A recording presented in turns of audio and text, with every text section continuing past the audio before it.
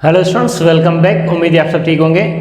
बेटा, इस लेक्चर में हम डिस्कस करने वाले हैं इंटेरोगेटिव फॉर्म और you can say interrogative and negative form in narration. Narration में डायरेक्ट स्पीच से इनडायरेक्ट स्पीच में इंटेरोगेटिव फॉर्म या इंटेरोगेटिव नेगेटिव फॉर्म कैसे किया जाता है, ये हम डिस्कस करेंगे। ये है हमारे booklet basic to advance art of English with Saga, page number 79, उससे हम डिस्कस करने वाले हैं बेटा। और यही लेक्चर जो है वो 4 डिफरेंट बुक से है। लेक्चर को हम शुरू करते हैं बेटा। सबसे पहले हम स्टेटमेंट पढ़ेंगे, इसको समझेंगे। व्हेन वी राइट और स्पीक इंटरोगेटिव और interrogative negative, we change direct speech into indirect speech while using if and whether. Therefore we will put all the same rules and regulation of narration. बेटा, हम क्या करेंगे, जब भी interrogative negative होगा इसको ख़त्म करने के लिए इफ़ या वेदर का यूज़ करेंगे। बाकी रूल सारे सेम। टाइम कैसे चेंज होगा, प्लेस कैसे चेंज होगी, टेंसेस कैसे चेंज होंगे और प्रोनाउंस कैसे चेंज होंगे। देखो बेटा, यहाँ पर एक चीज़ हम करेंगे, जहाँ पर सेड टू टोल्ड करते हैं या सेड करते हैं, तो बेटा सेड हो या सेड टू हो तो यहाँ पर क्वेश्चन पूछा जाता है, तो उसको कहते हैं आस्क या इंक्वायर। तो यहाँ पर हम इस जगह आस्क या इंक्वायर यूज़ करेंगे। For example, Fahad said have you read this book.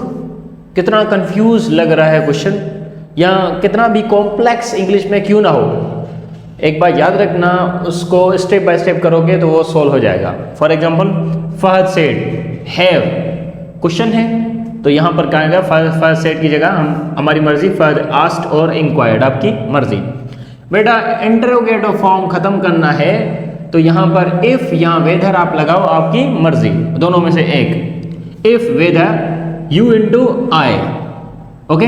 तो यहाँ पर एक बार याद रखना, जब भी यहाँ पर स्पीकर होगा तो यहाँ पर ही शी हो जाएगा, लेकिन यू है तो यू सेम भी रख सकता है या यू को हम कर देते हैं आई। लेकिन अगर यहाँ पर आई हो तो फहद के लिए यह है वो भी ही हो जाएगा। तो बेटा, इफ़ और वेदर आई और you had read that book, तो बेटा present perfect into past perfect. आगे हम और सोल्व करते हैं। Amna said to Kulsoom are you watching this drama.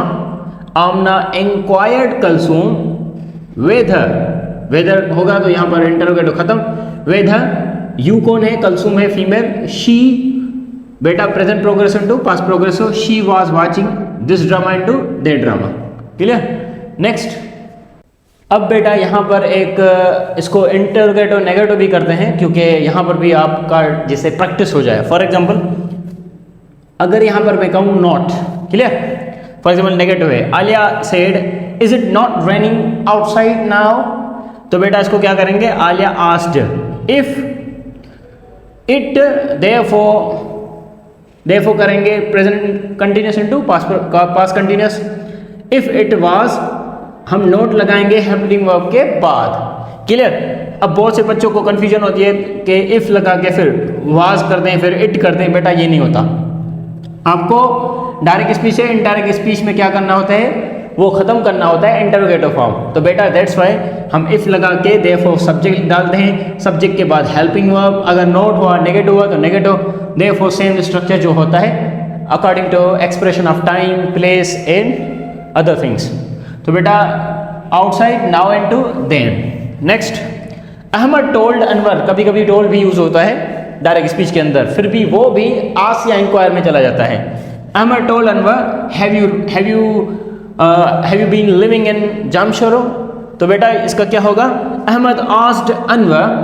बेटा हैव इंटरोगेटिव फॉर्म करना है, खत्म करना है, तो हम यहाँ पर क्या डालेंगे, इंटरोगेटिव में क्या डालेंगे, सिर्फ और सिर्फ इफ या वेदर। सीम्स लाइक जैसे कि अफर्मेटिव सेंटेंस में आप दैट डाल रहे थे, ठीक है। बेटा यू कौन, बॉय है, अगर यहाँ पर फीमेल होती तो हम यहाँ पर शी कर देते, ठीक है। Ahmed asked Anwar if he have you been into had been living in Jamshoro. Clear. Tense change करेंगे।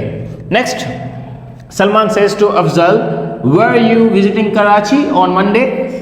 Salman asked Afzal if he क्यों, क्योंकि यू यहाँ पर मेंशन्ड है, लड़का है। Clear. If he had been visiting Karachi on Monday. Okay बेटा। नेक्स्ट, यहाँ पर अब दूसरा पोर्शन है if the reporting verb is in the present form in interrogative or interrogative negative, then what you have to do, अगर reporting verb में यहाँ पर प्रेजेंट इंडेफिनिट हो रिपोर्टिंग वर्ब में, तो बेटा क्या करेंगे, क्या इसको चेंज करेंगे या नहीं करेंगे? Let's see. Sophia says to Suhail are you from Karachi. तो बेटा अगर सेज टू हो और लिसनर हो तो बेटा यहाँ पर हम सेज टू इनटू टेल्स वगैरह नहीं करते, हम यहाँ पर आस्क या इंक्वायर्स करते हैं। क्लियर? सोफिया आस्क्ड और इंक्वायर्स सुहेल। इफ करेंगे तो इंटरोगेटिव फॉर्म खत्म हो जाएगा। बेटा यहाँ पर टेंस चेंज नहीं करेंगे according to reporting verb rules. Clear? If और whether he is from Karachi. Clear? I hope कि बेटा ये आपको समझ में आया होगा।